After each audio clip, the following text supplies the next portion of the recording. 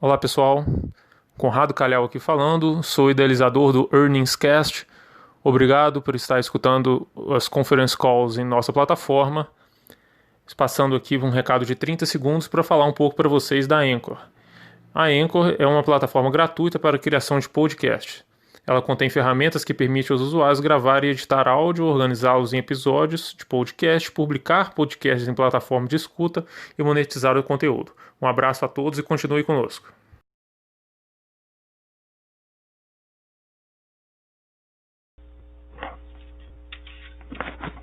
Bom dia e bem-vindos à teleconferência da WEG sobre os resultados do terceiro trimestre de 2020. Informamos que estamos transmitindo esta teleconferência acompanhada dos slides em nosso site de Relações com Investidores no endereço ri.weg.net. E após sua conclusão, o áudio estará disponível em nosso website de RI. Caso necessitem de alguma assistência durante teleconferência, queiram, por favor, solicitar a ajuda de um operador digitando *0. Quaisquer previsões contidas neste documento ou eventuais declarações que possam ser feitas durante a teleconferência acerca de eventos futuros, as perspectivas dos negócios, as projeções e metas operacionais e financeiras e ao potencial de crescimento futuro da WEG constituem-se em meras crenças e expectativas da administração da WEG, baseadas nas informações atualmente disponíveis. Estas declarações envolvem riscos e incertezas e, portanto, dependem das circunstâncias que podem ou não ocorrer. Investidores devem compreender que condições econômicas gerais da indústria e outros fatores operacionais podem afetar o desempenho futuro da WEG e conduzir a resultados que diferem materialmente daqueles expressos em tais considerações futuras. Gostaríamos de lembrar que esta teleconferência está sendo conduzida em português, com tradução simultânea para o inglês. Conosco hoje em Jaraguá do Sul estão os senhores André Luiz Rodrigues, diretor superintendente administrativo financeiro e de relações com investidores, Paulo Polese, diretor de finanças, Wilson Watzko, diretor de controladoria e André Salgueiro, gerente de relações com investidores da WEG. Por favor, senhor André Rodrigues, pode prosseguir. Bom dia a todos, é um prazer estar com vocês mais uma vez para a teleconferência dos resultados da WEG. Vamos começar com os destaques do trimestre, sendo o primeiro a receita operacional líquida que cresceu 43,3% em comparação ao terceiro trimestre de 2019. Esse desempenho é resultado da retomada da demanda por nossos equipamentos de ciclo curto, principalmente no mercado doméstico, em conjunto com a boa carteira de negócios de ciclo longo, como reportado nos últimos trimestres. Essa melhora nos negócios de ciclo curto no mercado doméstico ocorreu praticamente em todas as áreas de negócios, ainda que em ritmos diferentes.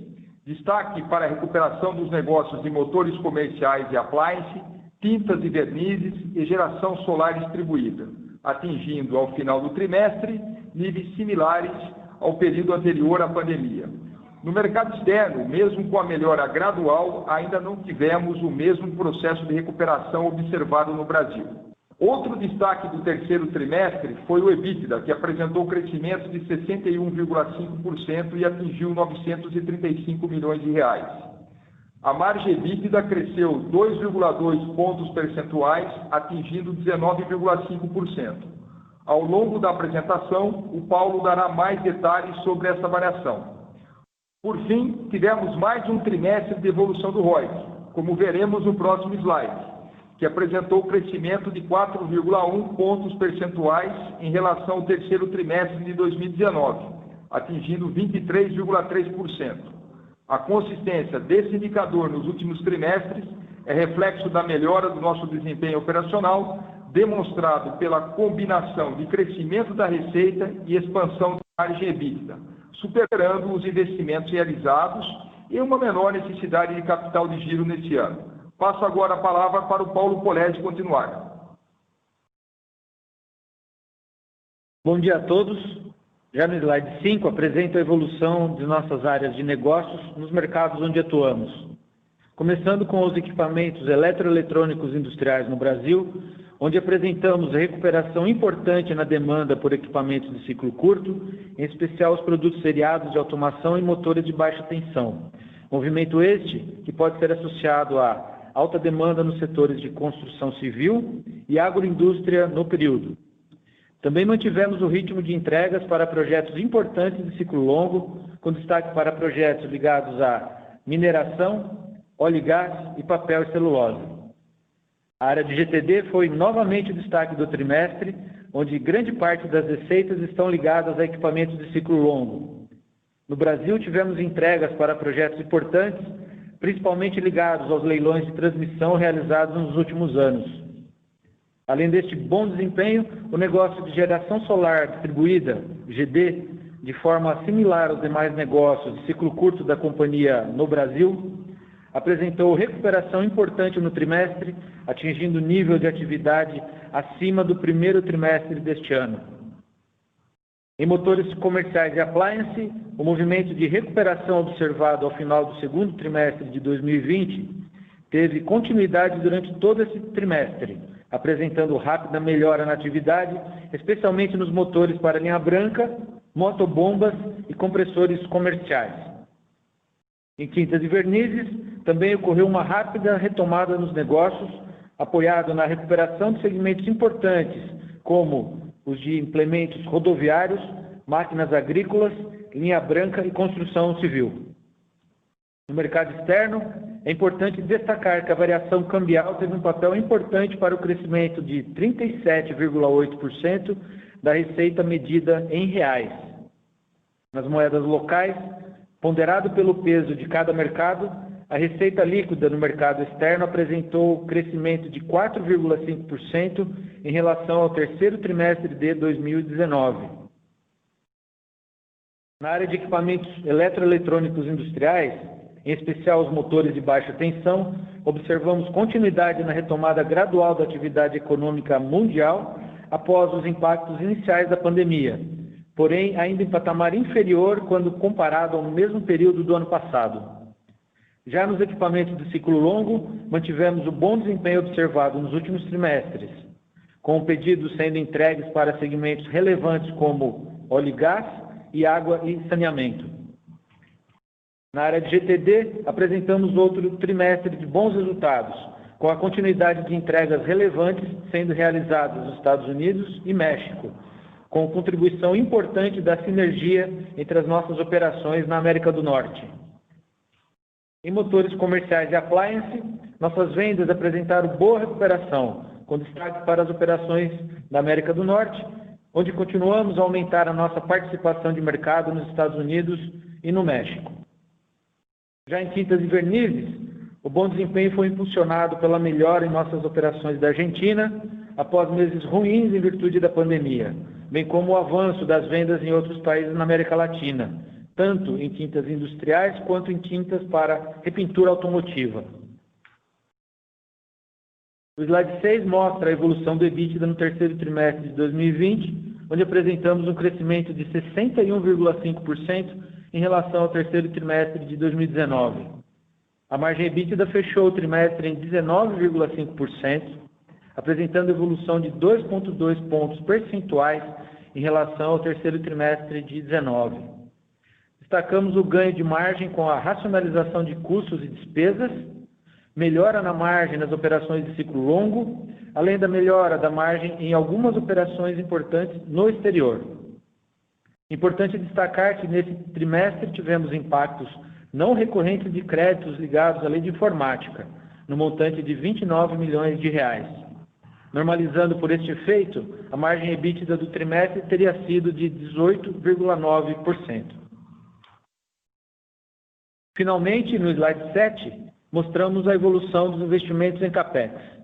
No terceiro trimestre de 2020, os investimentos atingiram 148,7 milhões de reais, sendo 49% destinados ao Brasil e 51% às unidades do exterior, já demonstrando o retorno dos investimentos a níveis normais da companhia, após um momento de suspensão devido às incertezas provocadas pelo início da pandemia.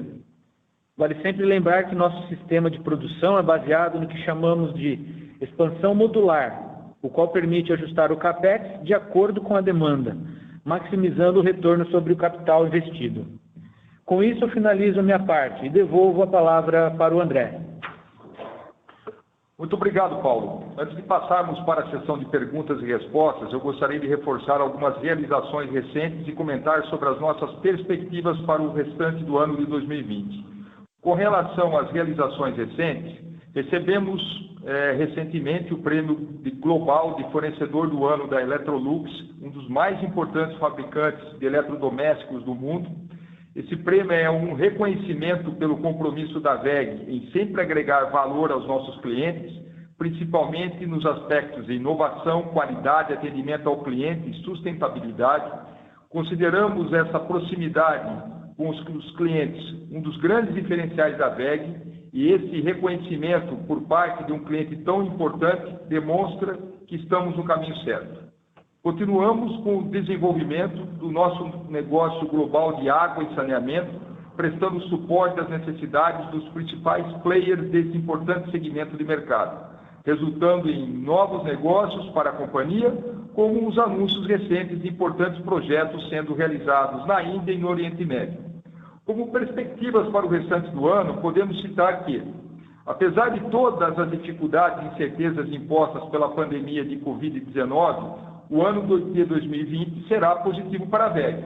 Durante esse período, tomamos todas as medidas necessárias para prevenir e proteger nossos colaboradores e fazer os ajustes necessários com agilidade em nossas operações.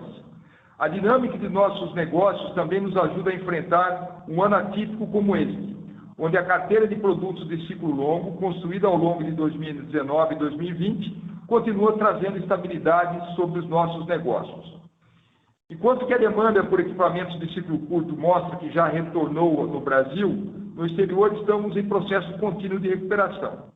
E apesar da melhora apresentada nas margens da companhia, lembramos que elas podem apresentar volatilidade por conta das incertezas presentes no mercado e pela própria dinâmica dos negócios da WEG.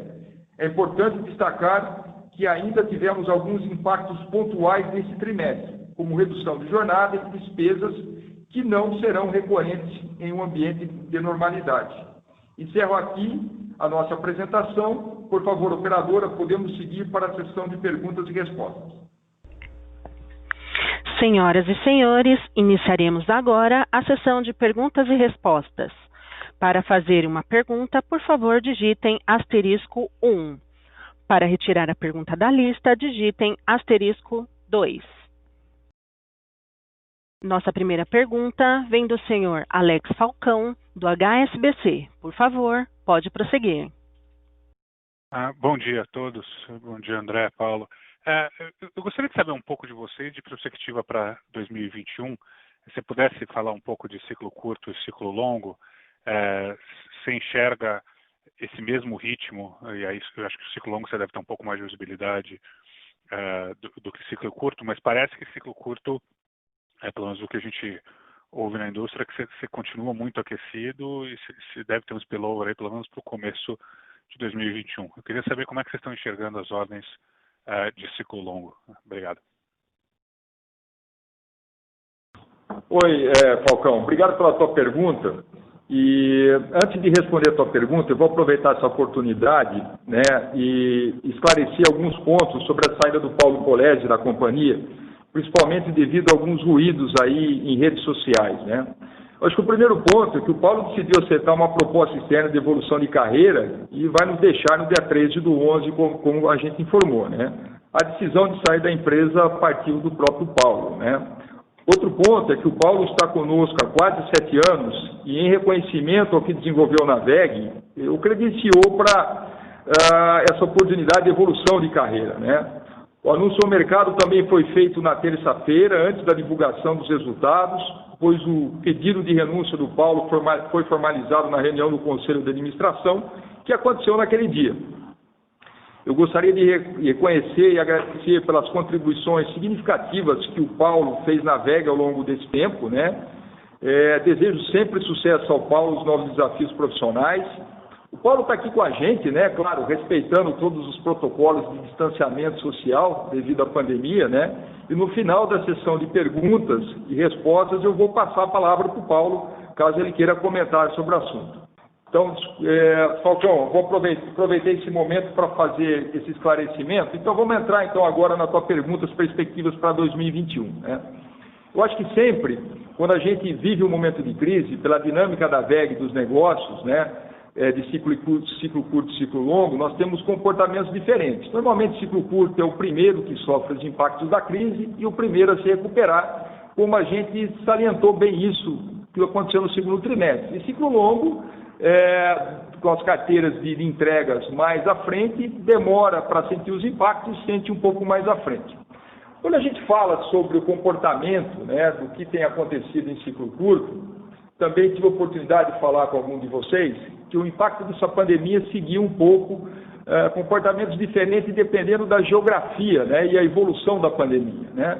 Começou na China, a China foi impactada no primeiro trimestre, retomou no segundo, evoluiu para a Europa e depois chegou nas Américas, né. E nesse trimestre, o que a gente reportou? Que o Brasil, praticamente em todas as linhas de negócio de ciclo curto, teve uma recuperação pré-pandemia. Nós colocamos alguns destaques, dependendo do segmento, né? Por exemplo, motores comerciais para appliance teve uma queda muito forte lá para o começo do segundo trimestre, recuperou muito rapidamente, né? E vem com desempenho muito bom, mas esse comportamento foi ao longo aí no Brasil do terceiro trimestre, foi muito positivo os negócios da VEG. E lá fora, né, sobretudo agora falando de Europa e Estados Unidos, a gente esperava que a recuperação fosse um pouco mais lenta, ela está acontecendo de forma gradual. Agora, nós não temos expectativa que ciclo curto, principalmente na Europa e Estados Unidos, vai ter uma retomada nesse ano ao mesmo período pré-pandemia, ao mesmo padrão pré-pandemia, né? A nossa expectativa é que sim, em 2021 a gente consiga retomar. Então a mensagem aqui de ciclo curto nós estamos com um bom desenvolvimento, no geral, Brasil muito bem. É bom lembrar que a gente antes da pandemia já esperava uma boa expectativa da economia brasileira e um bom ano para a economia brasileira. A pandemia atrapalhou e lá fora vem recuperando gradualmente. Quando a gente vai para ciclo longo, nada diferente do que a gente reportou, né, sobre o desempenho desse ano. O que a gente colocou no nosso relatório, né, no nosso release de resultados, é que lá em equipamentos eletroeletrônicos e industriais, nós sentimos sim no terceiro trimestre uma queda da entrada de pedidos. Acho que uma coisa normal, mas nós sentimos muito mais uma volatilidade na entrada de pedidos, né? Eu acho que isso muito bem representa o que aconteceu. E para o ano de 2020, nenhuma surpresa, pessoal, essa carteira começou robusta, nós vamos entregar essa carteira para 2020, e quando a gente enxerga para 2021, o que nós temos, né? Nós temos sim uma carteira saudável para 2021, de ciclo longo, uma carteira que em parte em T&D foi construída nos leilões que ocorreram no passado. Eu preciso lembrar também, pessoal, que o desempenho de ciclo longo da VEG não está concentrado no Brasil. Nós estamos com um desempenho muito positivo, sobretudo na América do Norte, na área de T&D, que nos levou a antecipar o projeto de expansão das nossas unidades de transformadores na América do Norte. Mesmo com essa volatilidade que eu disse, né, que nós poderemos enfrentar até o final do ano na entrada de pedido de ciclo longo, eu tenho que lembrar sempre, pessoal, que a VEG, como uma empresa exposta a vários segmentos, ela consegue, é uma vantagem que ela consegue modular o que está acontecendo em cada segmento e encontrar oportunidades de crescimento. Por exemplo, em 2021, o negócio eólico volta na nossa carteira, nós já temos encomendas previstas para entrega em 2021, para 2022, ajudando nesse comportamento de carteira saudável. Então, Falcão, hoje o que a gente enxerga? A gente enxerga um cenário de retomada de ciclo curto, mais acentuado no Brasil e gradualmente lá fora, uma sinalização em equipamento eletroeletrônico industrial, que a carteira ela sofreu uma volatilidade, nós temos que acompanhar agora como é que vai ser esse comportamento até o final do ano e reportando para vocês. mas que para 2021 a nossa carteira de ciclo longo continua saudável. Tá ótimo. E se eu puder só fazer uma pergunta, você atingiu um nível de ROIC esse TRI, se eu não estou enganado, acho que talvez tenha sido o melhor da história da companhia. O quão sustentável é isso e onde é que vocês enxergam um ROIC de longo prazo sustentável? Bom, excelente pergunta também, né? A expectativa é continuar entregando um nível de ROIC consistente, né? Como vem sendo praticado na companhia, né? Mas é sempre bom lembrar que mesmo a gente não abre a expectativa de ROIC, né? Um ponto importante é considerar que nós podemos ter oscilações nos componentes do ROIC nos próximos trimestres, né? Por que isso acontece, né? Nos últimos trimestres, nós temos perseguido entregar crescimento de receita com expansão de margem, e isso beneficia o ROIC, nenhuma dúvida, né? Nós tivemos algumas ações pontuais, como reduções de jornadas e salários, redução de despesas com viagens, né, que não terão efeitos permanentes. Por conta disso, também não podemos afirmar, nesse momento, que essa tendência de crescimento de receita com expansão de margem vai continuar, né, da forma que aconteceu esse ano, sem considerar também a questão da desvalorização cambial que ajudou, né? E adicionalmente, né, a gente pode abrir mão de parte desse retorno para continuar a nossa estratégia de crescimento, né, de longo prazo, aumentando gradualmente investimentos, como já estava previsto nesse ano, e a pandemia nos fez aí segurar um pouquinho, né, para promover o crescimento das nossas operações, né? O nosso foco, Falcão, é sempre ser fiel à nossa missão de buscar crescimento contínuo e sustentável, né? Isso inclui entregar boas margens operacionais e o ROIC, né, em níveis diferenciados aí, como a gente sempre tem feito. Ótimo, muito obrigado. Lembrando que para fazer perguntas, basta digitar *1. Nossa próxima pergunta vem do senhor Lucas Marchiori, BTG Pactual. Por favor, pode prosseguir. Oi, pessoal. Bom dia a todos. André, time. Obrigado pelo call. Belo resultado nesse trimestre aí. Parabéns à companhia toda. E antes de fazer pergunta aqui também, deixo a mensagem de agradecimento aí pelos serviços do Paulo. Ajudou bastante aqui na cobertura. Paulo, muito obrigado. Tá? E boa sorte nos novos desafios aí. Pessoal, do meu lado, duas perguntas, uma de curto prazo e uma de longo prazo. No curto prazo, chamou atenção aqui essa alíquota efetiva de imposto nesse TRI que subiu um pouquinho, né? Vocês estavam vindo naquela taxa de 10% a 11% e veio um pouco acima disso nesse TRI. Queria entender o que teve ali, imagino que seja a lei de informática, mas explica pra gente como que isso se comporta nos próximos TRIs, ou qual deveria ser a alíquota efetiva que a gente tem que usar aqui para fins de modelagem. E a segunda questão para longo prazo, discutir um pouco lei de saneamento. Eu sei que é um tópico aí já batido para vocês, mas se vocês puderem dar uma ideia de quanto mais ou menos vocês estão olhando ser a relevância, digamos, da VEG dentro dos investimentos, né, dentro do CAPEX para saneamento aqui no Brasil e lá fora, né? Aqui no Brasil, imagino que é mais investimento em saneamento, enquanto lá fora você tem projeto de dessalinização, imagino que também tem outro tipo de equipamento envolvido. Então, eu queria saber quantos % do CAPEX, tanto para água, ou Brasil ou fora, o que vocês conseguirem passar, desse tipo de investimento representa o addressable market aí para a VEG e para facilitar a conta aqui de potencial de mercado. É isso, pessoal. Obrigado. Oi, Lucas. Bom dia. André Salgueiro aqui. Eu vou responder a questão com relação à alíquota efetiva e depois eu passo para o Paulo Polese falar aqui da parte de saneamento. De fato, você já mencionou, até na própria pergunta, né, a gente teve aquela reclassificação dos créditos da lei da informática, então esse valor saiu ali da linha de imposto e foi para a linha do EBITDA, e isso fez com que a alíquota efetiva ela ficasse mais alta este trimestre, né? Fazendo esse ajuste, você observa que a gente já roda num patamar de alíquota efetiva muito próximo ao que a gente vinha rodando, que é um patamar que a gente acredita como normal. Não temos nenhuma indicação de que deveria mudar no curto prazo, né? Então, foi só isso que aconteceu de diferente nesse trimestre.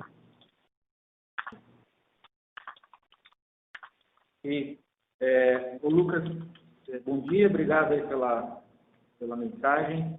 Indo aqui para a parte do saneamento, A gente acompanha as notícias, né? Já saiu no trimestre anterior o marco de saneamento, o mercado abriu com perspectivas e potencial de negócios aí em uma década futura, em torno de 700 milhões de reais. Esse valor foi sendo ajustado agora atualmente, agora fala-se algo próximo a 500 milhões de reais, mas todavia é um investimento muito relevante, muito importante.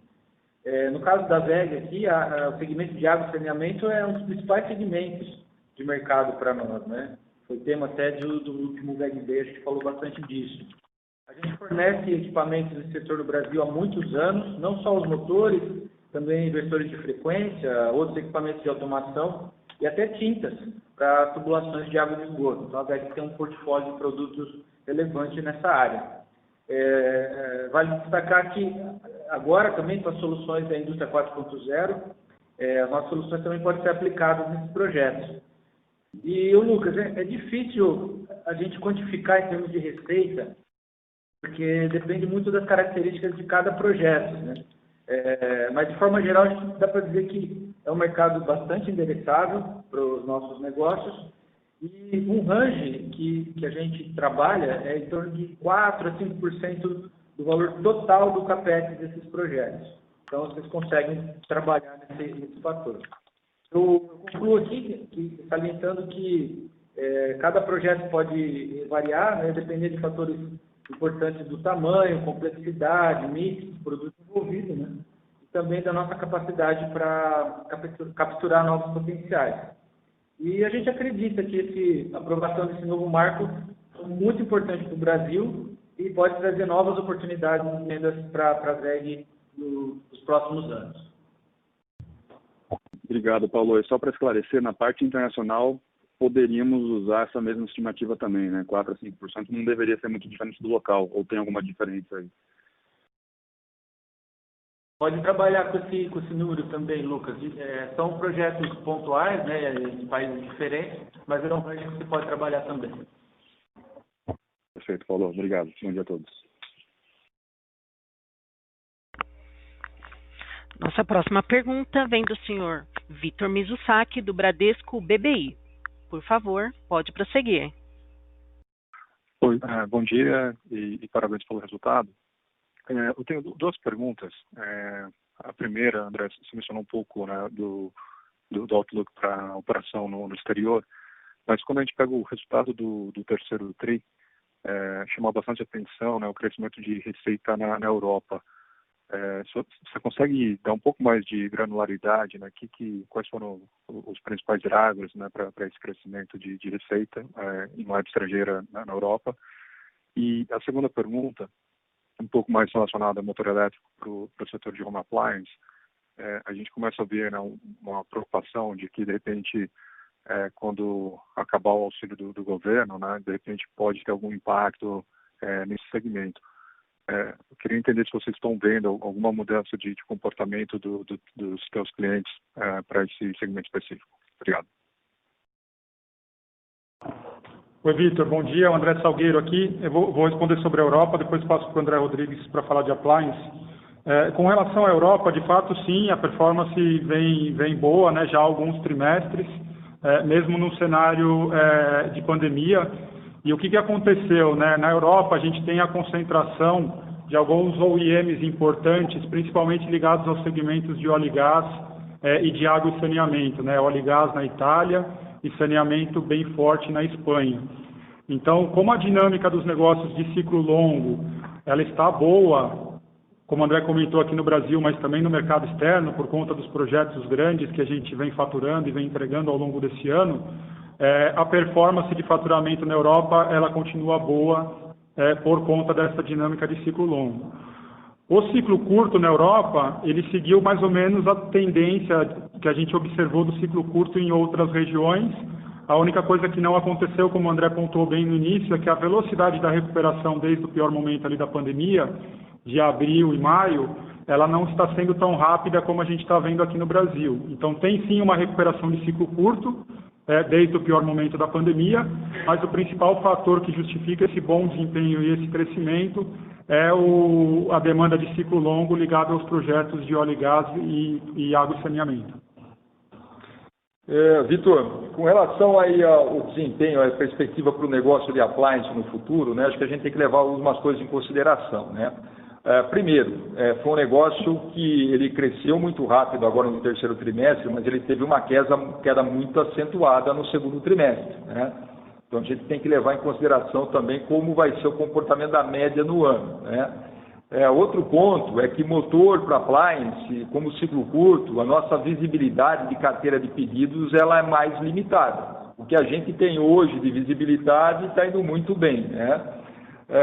Um outro fator a ser considerado é que a WEG nunca vai parar de desenvolver novas soluções, né? E a gente ficou muito contente, né, com esse reconhecimento desse prêmio de fornecedor global da Electrolux, né, que mostra que a companhia, por mais que ela esteja, em termos de exposição de motor para uso doméstico e appliance, ela seja forte no Brasil, ela é competente e tem exposição em nível global, né?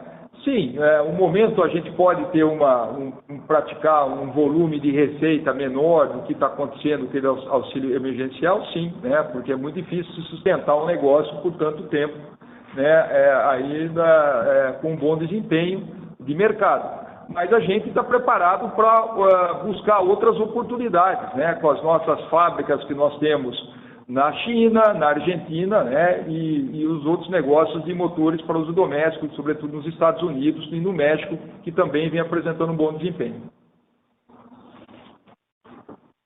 Ótimo, obrigado. Novamente, para fazer uma pergunta, a favor digitar *1. Nossa próxima pergunta vem da senhora Caterine Kiselar, Banco do Brasil. Por favor, pode prosseguir. Bom dia, prezados. Parabéns pelos resultados. Aqui também, em nome do BBBI, desejamos sucesso ao Polese nesse novo desafio. E aqui do meu lado, duas perguntas, por gentileza. Bom, a primeira pergunta tem muito a ver com a pergunta dos colegas também, é sobre os impactos aqui nos negócios de ciclo longo, que muito nos interessa aqui, até mesmo para modelar e prever algum comportamento. O que a gente pode esperar, a companhia já sinalizou que o impacto eventual seria a partir de 2021, o que a gente pode esperar de comportamento e o que a companhia tem feito em termos de estratégia para mitigar esse impacto ou até mesmo diminuir essa janela de impacto para que prejudique as operações o mínimo possível. E a minha segunda pergunta tem a ver com as iniciativas relacionadas a negócios digitais, né? Vocês podem dar um follow-up para a gente, como está a captura de sinergias nesse sentido, como essa frente tem contribuído com a construção do portfólio de produtos e inovação, e quando que a gente pode ver sensibilizados os resultados aí dessa frente. Muito obrigada.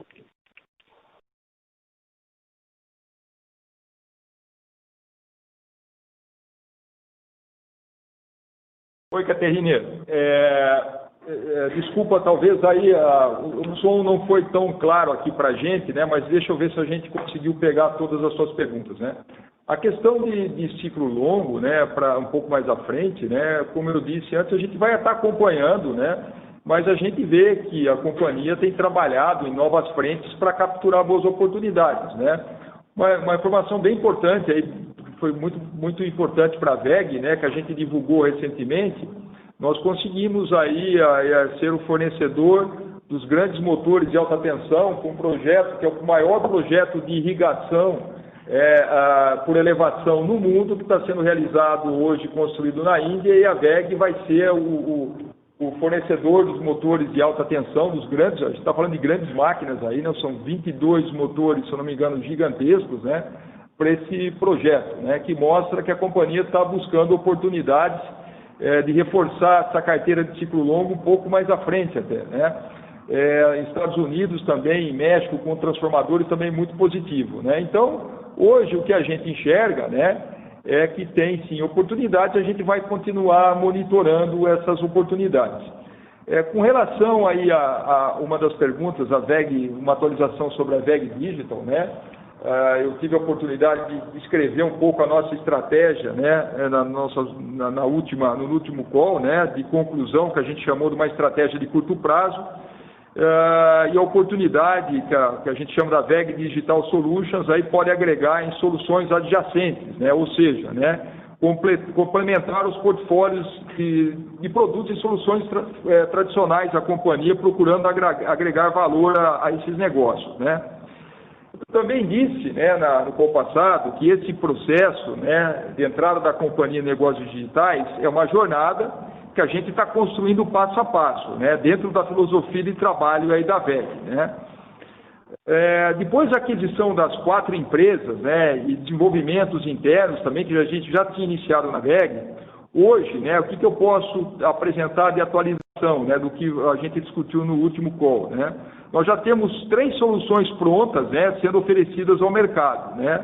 Uma delas, o VEG Motor Fleet Management, né, que é capaz de gerenciar em tempo real toda a frota de acionamento de uma indústria, desde os motores, passando pelos drives de automação, incluindo até mesmo os equipamentos acionados pelos motores, como bombas e compressores. A segunda, o que a gente chama de VEG Energy Management, né, que é a possibilidade de fazer a gestão do consumo de energia elétrica nas fábricas, em qualquer nível, né, planta, linha de produção ou máquina. E a terceira, a VEG Smart Machine, a nossa plataforma baseada em Cloud Computing, que permite aí à indústria acompanhar o desempenho e a operação de suas máquinas em tempo real, otimizando a sua produtividade. Adicionalmente, né, a gente está trabalhando também para integrar, né, as nossas recentes aquisições de inteligência artificial, né, como foi a NVIS e a BeerMind, permitindo aí adicionar novas camadas de inteligência artificial e ofertar nas nossas soluções. E sem esquecer também, né, das outras aquisições que foram realizadas em 2019, que vem auxiliando em nossa estratégia de participação de mercado, né?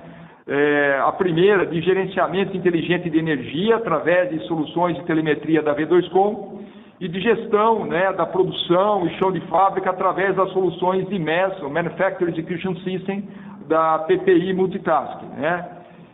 O que eu posso dizer, né? A expertise da VEG aplicada no desenvolvimento de tecnologias mais eficientes para o crescimento contínuo da indústria 4.0.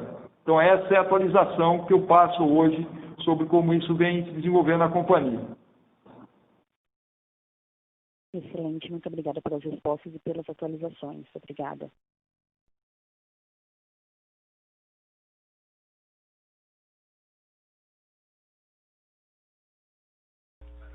Nossa próxima pergunta vem do senhor Rogério Araújo, da UBS. Por favor, senhor Rogério, pode prosseguir. Olá, bom dia, André, Paulo. Muito obrigado, parabéns aí pelos resultados muito fortes aí em todas as divisões e todos os aspectos. Eu tenho 3 follow-ups rápidos das perguntas que já foram feitas. A primeira com relação ao backlog de produtos de longo ciclo. Eu queria saber no fim de setembro, né, e se vocês puderem falar também agora em outubro, como é que as vendas estão se comportando, né, se o backlog ele está estável, ele continua caindo, né, ele voltou a subir, e se vocês puderem falar também quanto que o longo ciclo hoje está representando da receita. Esse é o primeiro follow-up. Obrigado. Rogério, como eu disse, né, como é que está comportando agora, né? Nos negócios de equipamento elétrico, eletrônico industrial, né, a gente tem encontrado volatilidade, né, recentemente, e a gente vai ter que acompanhar isso daí ao longo até do final desse ano, né? Os negócios da nossa carteira de T&D, né, como eu disse, ela já foi construída lá atrás, né, ela está saudável para esse ano, bem robusta e saudável para o ano que vem. O que pode impactar isso, né, e na realidade já tem um impacto, é que tinha previsto 2 leilões de transmissão e distribuição para esse ano, né, um de junho e um de dezembro. O de junho foi cancelado, o de dezembro, se eu não estiver enganado, é um leilão de 7,4 bi de reais, né, mas isso tem um impacto mais lá na frente, né. Eu acho que a gente tem boas perspectivas também para esse leilão de final de ano, né, já algumas discussões com possíveis clientes, e a gente vai ter que acompanhar e a gente vai estar atualizando vocês aí nos próximos encontros. Rogério, só para complementar com o finalzinho da sua pergunta ali, nesse trimestre que passou, o ciclo longo ficou em torno de uns 37% da receita total consolidada da VEG. Então ele ficou um pouquinho abaixo dos 40% do segundo tri, isso é muito mais relacionado à recuperação do ciclo curto, que melhorou esse mix para o ciclo curto, mas ainda assim continua sendo uma parcela importante do negócio. Maravilha, obrigado, André. O segundo follow-up, bem rápido, com relação ao market share que vocês imaginam ter nesse nicho de saneamento, né, vocês falaram de 4, 5% do total do CAPEX. Qual é o market share hoje da WEG, mais ou menos, nesse segmento?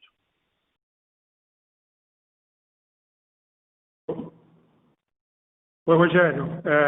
Na verdade, assim, é difícil dizer o market share no segmento, né?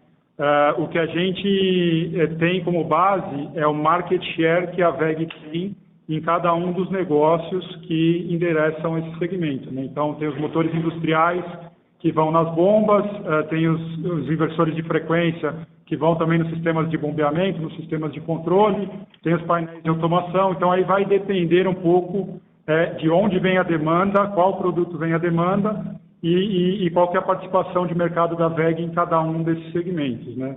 É sempre bom comentar que, na verdade, pelo nível de investimento e o tamanho do mercado, pode ser que os players que vão participar desse mercado, desse investimento, sejam players que vêm de fora e muitas vezes podem considerar comprar os equipamentos também de fora do Brasil, né? Então a gente precisa observar todas essas dinâmicas, por isso que é muito difícil a gente passar uma estimativa do market share exato do mercado. A gente vai precisar ver a evolução, como é que vai acontecer, quem vão ser os players que vão ser os responsáveis por fazer esses projetos acontecer, se a contratação dos equipamentos vai ocorrer aqui no Brasil ou no mercado externo, e aí sim a gente consegue ter uma visão mais do mercado lá na frente, né? Nesse momento é difícil a gente fazer essa estimativa. É legal. Dá para falar que hoje, né, como o mercado ele é bastante relevante, né? Sim, se você pegar a parte de motores industriais, a parte de inversores de frequência, a WEG tem um market share importante. Se as vendas forem aqui no Brasil, a tendência é que a gente tenha uma oportunidade importante para a gente. Perfeito. E o último follow-up com relação à tax rate, existe hoje uma discussão para que o governo brasileiro se adeque às regras de transfer price da OCDE. Vocês já chegaram a estudar se isso fosse adotado, né? Se afetaria hoje o modelo de transfer price via Áustria da WEG, se pode afetar o tax rate ou não? Obrigado.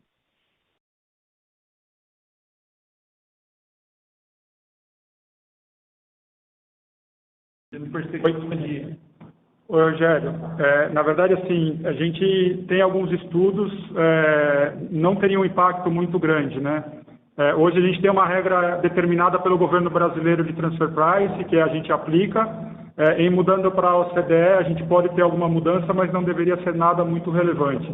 E se isso for acontecer também, é uma discussão que deve demorar algum tempo, né? Não é algo que aconteceria agora no curto prazo. Legal, muitíssimo obrigado. E, Paulo, muito obrigado aí pela contribuição todos esses anos e boa sorte aí nos novos desafios. Obrigado, Rogério. Nossa próxima pergunta vem do senhor Marcelo Mota, do Banco JP Morgan. Por favor, pode prosseguir. Bom dia. Duas perguntas também.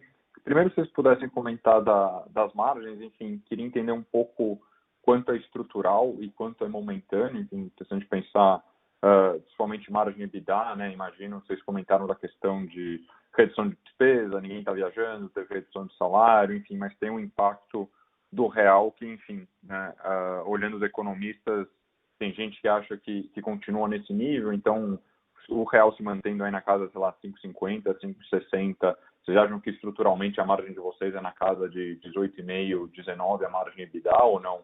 Ainda tem alguns impactos aí relevantes, enfim, de medidas de Covid que estão impactando a margem. E também, se pudessem comentar sobre market share lá fora, né? Enfim, a gente imagina que com um real mais fraco, isso acaba barateando algumas linhas de produtos lá fora, né? Obviamente que você tem pass-through de preço de matéria-prima, mas em compensação o trabalho daquilo que é exportado do Brasil para fora, que se não me engano é 50%, acaba ajudando. Então, se vocês pudessem comentar sobre esse ponto também. Obrigado. Bom, Marcelo, vamos falar um pouquinho então das margens, né, desse trimestre, né, essa melhora das margens. Bom, primeiro, todos os fatores que contribuíram para a boa margem no segundo trimestre, eles continuaram no terceiro trimestre, né? Como, por exemplo, a melhora da margem nas operações de ciclo longo, né, com crescimento e participação importante dentro da ROL consolidada, né, devido à alta demanda por esse produto aí ao longo desse ano, né. A gente pode citar alguns destaques, os negócios com destaque que contribuíram também para essa demanda, né? Por exemplo, na área de T&D, né, com transformadores e subestações entregues para projetos relacionados aos leilões aqui no Brasil, né? E a crescente demanda por esses produtos nas usinas de geração de energias renováveis, né? Como solar e eólica no Brasil e na América do Norte, onde a WEG é líder no fornecimento de transformadores de força e distribuição para o negócio de renováveis, né?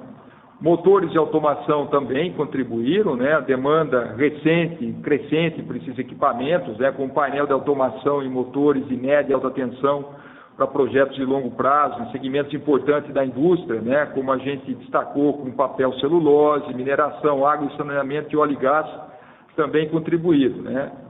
Outro ponto, operações importantes no exterior, né, como de motores industriais na China e, como já disse, de transformadores nos Estados Unidos, né, vem apresentando melhora contínua das margens nos últimos trimestres, né.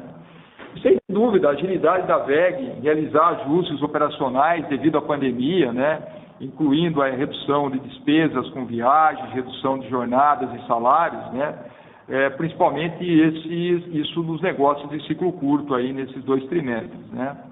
A gente não pode esquecer também o impacto da forte desvalorização cambial no trimestre, né? No médio e longo prazo, a correlação, a gente sempre diz que a correlação de câmbio e margem é baixa, né? Mas em momentos de forte desvalorização cambial, em um curto espaço de tempo, negócios com maior exposição no mercado externo são beneficiados, né? Isso que esse impacto do câmbio na receita é direto, enquanto o custo acontece de forma gradual e depois vai se normalizando ao longo do tempo, né? E, adicionalmente, nesse trimestre, né, nós tivemos a melhora da dinâmica do ciclo curto, né, e o fim das restrições operacionais impostas pela pandemia nas nossas principais operações, melhoraram aí significativamente as operações das nossas unidades de produção, né, contribuindo também para a evolução das margens. Mota, bom dia. Paulo Polese aqui. Sua pergunta sobre o market share lá fora e fazendo aí também uma correlação com o nível de câmbio que estamos vivendo nos últimos trimestres no Brasil, né?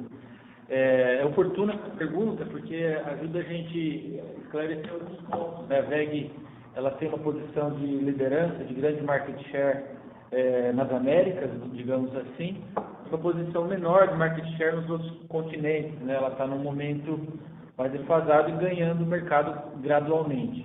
E essa palavra gradualmente é importante porque mesmo com um câmbio favorável, a decisão por parte dos nossos clientes não é algo que acontece no curto espaço de tempo. O cliente, para decidir um produto de tamanha relevância, como são os nossos produtos, vale para os nossos concorrentes também, ela é longa, ela é demorada, são anos de investimento para a gente atingir os requisitos de aceitação. E nesse período, o câmbio varia muitas vezes, né, tanto favoravelmente quanto desfavoravelmente. Acho que o mais importante é ressaltar que o câmbio que é favorável, ele ajuda a gente a ampliar nossa participação dos negócios que têm exportação, e assim a gente vai aproveitar esse momento sim para ganhar novos clientes e tentar acelerar um pouco a velocidade no market share, mas por outro lado ele traz pressão nos custos, né? Nossa matriz de custo é muito ligada a matérias-primas metálicas, cuja precificação vem do dólar. Então é algo que a companhia sempre vivenciou na sua história. Então assim, a gente acredita sim que é positivo para a gente ganhar market share, mas esse espaço de tempo ainda não dá para dar uma leitura de ganho disso. A gente tem que acompanhar aos poucos e ver os impactos disso. Bom, obrigado, Polese. Boa sorte aí nos desafios e obrigado pelas ajudas aí nos últimos anos. Um abraço. Obrigado, Mota. Nossa próxima pergunta vem do senhor Pedro Bresser, do Levante Investimentos. Por favor, pode prosseguir. Bom dia, pessoal. Parabéns pelos resultados de vocês aí. Minha pergunta é em relação à estrutura de capital de vocês, né? Então, vocês estão aí com 2,2 bilhões de reais de caixa líquido. Queria entender o que vocês imaginam olhando para frente de estrutura de capital e se vocês estão imaginando, se estão vendo alguma aquisição relevante aí no futuro próximo, ou a estratégia continua sendo pequenas aquisições como vocês têm feito, né? Então, só um pouquinho mais de cor aí em relação à estrutura de capital, realmente. Obrigado.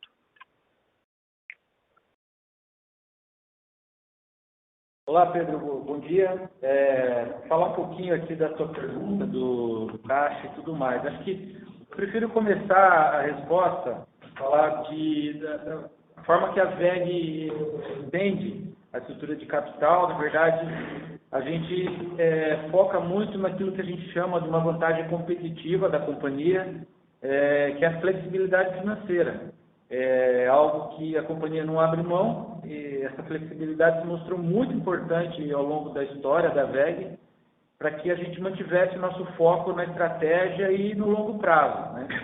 Isso, eu vou te dar alguns exemplos aqui, né? Você mesmo na sua pergunta. Primeiro, as atividades de M&A. Então, isso sim ajuda, vamos manter os planos de M&A, a companhia continua focando.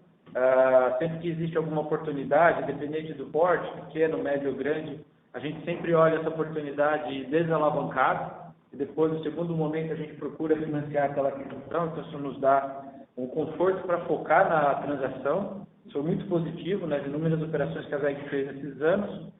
Nos permite também manter o foco nos ativos imobilizados, como as novas fábricas, né? A VEG tem feito expansões importantes aí, principalmente internacionalmente, os casos conhecidos de México e China.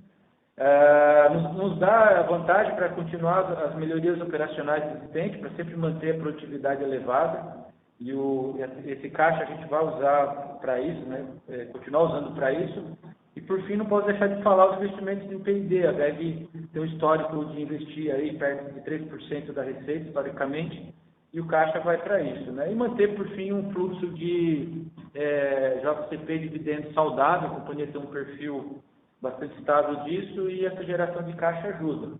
Tudo isso para dizer que não temos planos de mudar a estrutura de capital da companhia, porque a gente vislumbra ainda muitas oportunidades de crescimento e vamos manter a flexibilidade financeira como prioridade, Pedro.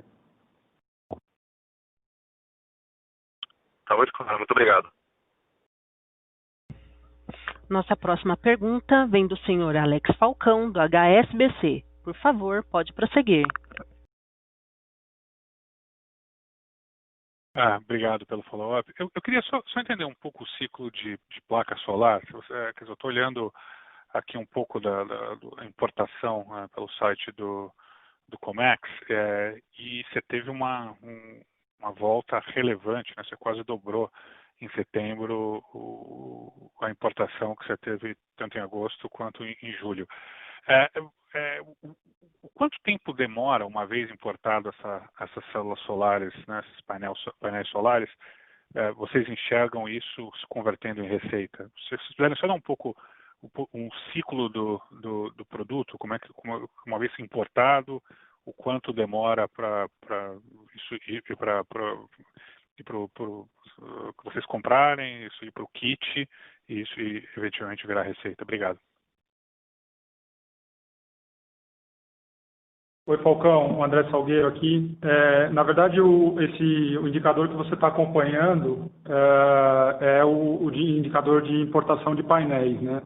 E aí tem o timing de ter todo o desembaraço ali da mercadoria, essa mercadoria chegar no nosso centro de distribuição, e aí a gente vender e fazer tem o estoque no centro de distribuição e girar, né? O que a gente tem medido mais ou menos o quanto tempo a gente demora entre a data do pedido e quanto tempo a gente demora para entregar isso para os clientes. Então, assim, é difícil a gente afirmar do momento que o painel é internalizado aqui no Brasil até ele virar faturamento, quanto tempo demora, né? Vai depender muito do estoque de cada um e qual é o prazo de entrega de cada um dos players, né? No nosso caso, eu diria para você que é um prazo que deve ficar em torno de um mês, talvez um pouquinho mais do que isso, mas isso pode variar dependendo de cada player no mercado.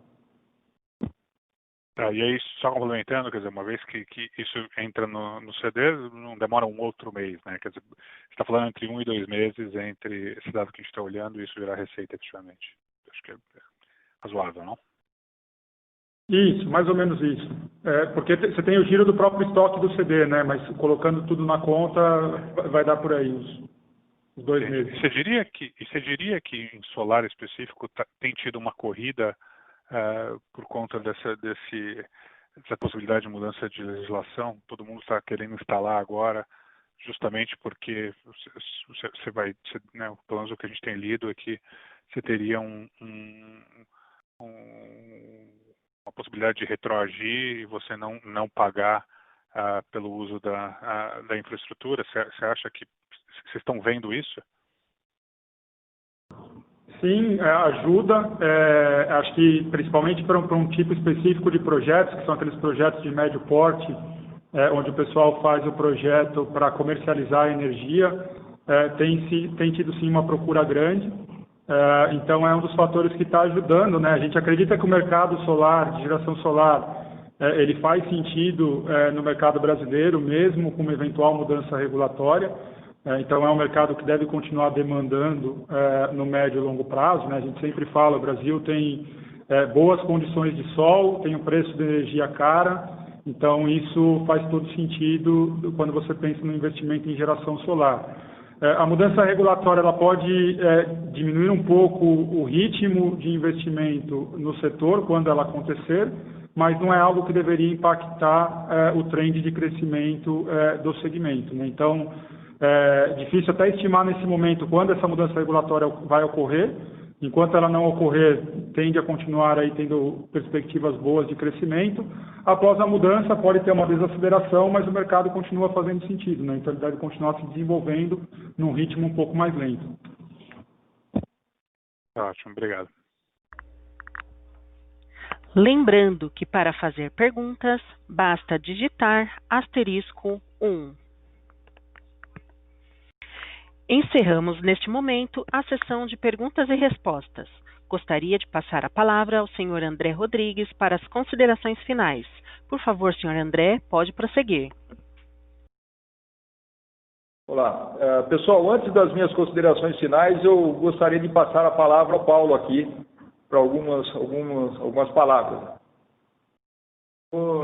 Obrigado, André, pela oportunidade de me despedir de tantos colegas, analistas, investidores, com os quais eu tive satisfação de conviver esses quase 7 anos aqui na VEG. Pessoal, sempre fui atrás dos meus objetivos. Um deles foi conquistar a posição de liderança numa organização, quis o destino que fosse outra empresa. Decisão muito difícil, mas eu deixo uma empresa maravilhosa. Nem preciso falar da VEG, né? Mais importante é que fiz muitos amigos, aprendi muito a valorizar os aspectos culturais e de respeito às pessoas por aqui, né? Eu me orgulho por ter feito parte dessa grande trajetória da VEG, do trabalho em equipe que nós fazemos no RI, sempre priorizando o atendimento ágil e com qualidade a vocês que sempre estão prestigiando a companhia, né? Por fim, eu quero agradecer a vossa parceria, André Rodrigues, André Salgueiro, Wilson Vasco, e um agradecimento todo especial ao time de RI, que não está aqui na sala agora, mas está nos ouvindo, que é o Eduardo, a Andressa, o Felipe e o Rafael. Muito obrigado e sucesso a todos nós. Obrigado, Paulo. E antes do encerramento, eu gostaria de lembrar que no dia 12 de novembro nós teremos aí o nosso VEG Day. Nesse ano, devido às restrições impostas pela pandemia, num formato menor, virtual. E nesse encontro, o Rari e eu teremos o prazer de atualizar a todos vocês sobre as perspectivas futuras da companhia, o que a companhia está desenvolvendo. Muito obrigado a todos, né? E então até no dia 12 de novembro, no nosso VEG Day 2020. Um abraço. A teleconferência da VEG está encerrada. Agradecemos a participação de todos e tenham um bom dia.